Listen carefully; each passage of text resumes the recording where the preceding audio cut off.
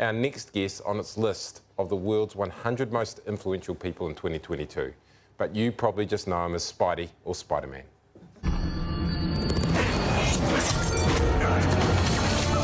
Andrew Garfield first donned the Spidey suit back in 2012 and again in 2014. Last year, he made a welcome return to the franchise alongside 2 other iterations of the superhero. Are you okay? Yeah. Now, he's a sleuth in the true crime miniseries Under the Banner of Heaven. A woman and her 15-month-old child were murdered in their home. We are asking the public for their help. Set in 1984 Salt Lake City, a fundamentalist Mormon detective sets out to uncover the shocking truth behind the mysterious murders. An evil presence is in his family. What if this case isn't just a husband who turned against his wife?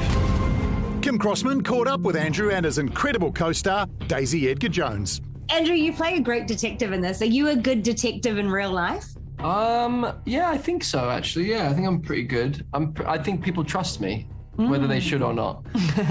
So I'm good at getting information out of people. You know, I was in New York recently, well, before the pandemic, actually, and there was my cab driver was like, oh my God, you look exactly like the guy from the Spider-Man stuff. And I was like, I know, I get it all the time, and it's crazy. I never seen a picture of the guy, and the guy puts up a picture of me and shows me a picture on his phone. I'm like, oh my God, he's like, dude, it's so crazy. You look exactly like crazy. And we had like a 30-minute cab ride, and then I got to know the guy, and we actually connected.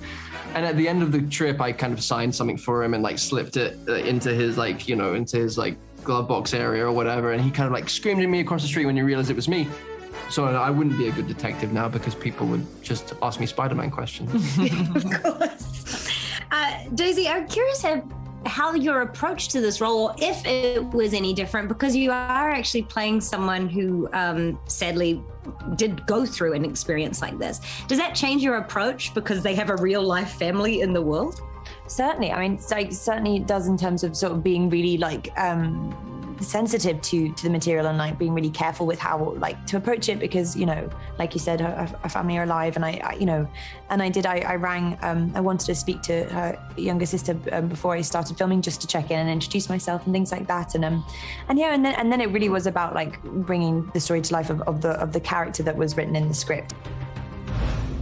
Andrew, you've done a few religious roles, and I'm curious what draws you to them.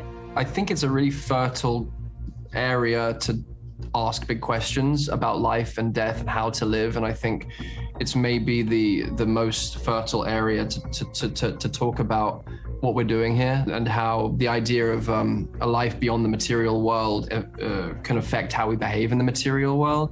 I love that. Thank you guys so much. Congratulations to both of you. How's his hair? It's just a giant Lego hair. Yeah, it's otherworldly. I'm just a bit confused how Spider-Man can be a detective now. Jazzy, different movie.